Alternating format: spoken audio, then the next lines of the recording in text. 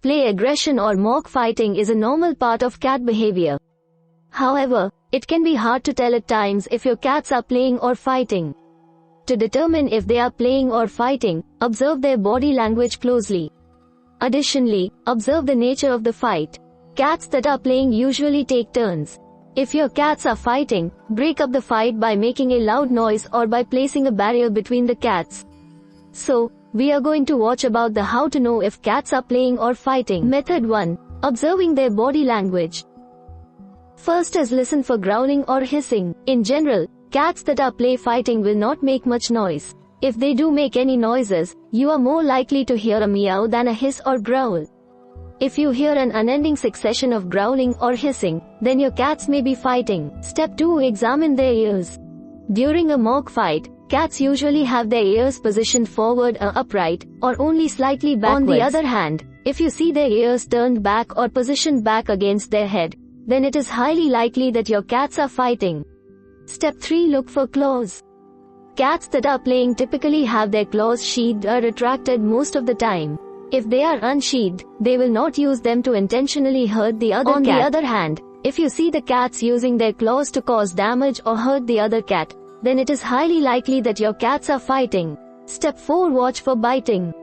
During a play session, biting is often minimal and does not cause any harm. If you notice one cat biting the other in order to cause harm, then your cats are probably fighting instead of playing.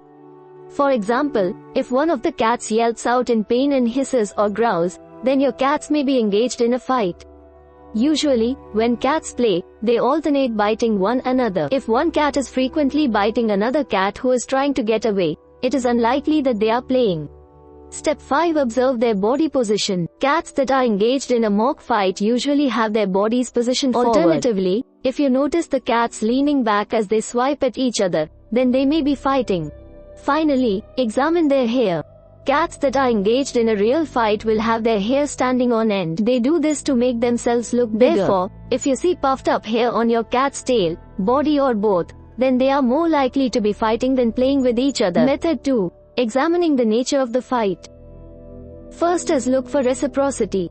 During a mock fight, cats will take turns being on top. In other words, both cats should spend an equal amount of time being on the bottom and top. If your cats are chasing each other, then the same rule applies. They should both be chasing each other instead of one cat chasing the other the entire time. Step 2. Observe the pace of the fight. Cats that are play fighting will stop and start many times. This enables them to take a break and change positions. On the other hand, cats that are fighting move at a fast pace and do not stop until one of them wins. Finally, examine their behavior afterwards. If you are still unsure if your cats are playing or fighting, observe their behavior afterwards. Cats that are fighting will avoid each other afterwards, or at least one will avoid the other. Cats that have been playing will act friendly toward each other and resume their normal behavior afterwards. They may even nap or lay down near one another. Method 3. Breaking up a fight.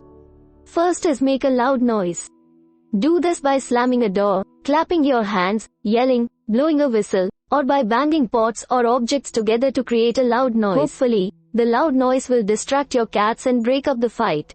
Step 2. Create a barrier. Barriers are helpful because they block the cat's view of each other. Place a cushion, piece of cardboard, or another barrier-like object in between the cats to obstruct their view of each other. Once the cats have ceased fighting, place them in separate rooms so they can calm down. You may need to slowly reintroduce the cats to each other to prevent a future fight. It is always helpful to have a baby gate handy to separate your cats. This allows you to reintroduce them and let them interact in ways where they can't harm each other. Step 3. Do not break up the fight with your hands. If you put your hands in the middle of two fighting cats, you risk getting scratched or bitten. One or both of the cats may lunge toward your face as well. Additionally, one of the cats may see you and redirect its anger on you. As a result, their behavior toward you may change even after the fight has ended. If your cat bites you, you should go to the hospital or urgent care as soon as possible. Cat bites often get infected with Pasteurella strains, and they can also cause cellulitis. Early treatment is the best means or prevention. Finally, prevent future fights. You can do this by making sure your cats do not have to compete for resources. Each cat should have its own litter box, food bowls, bed, perches, and toys in different areas of the house. Additionally, neutering or spaying your cats may help reduce fighting between them. Reward your cats with praise and treats when they interact in a friendly manner. We hope it is useful to you. Please subscribe to our channel to upskill yourself.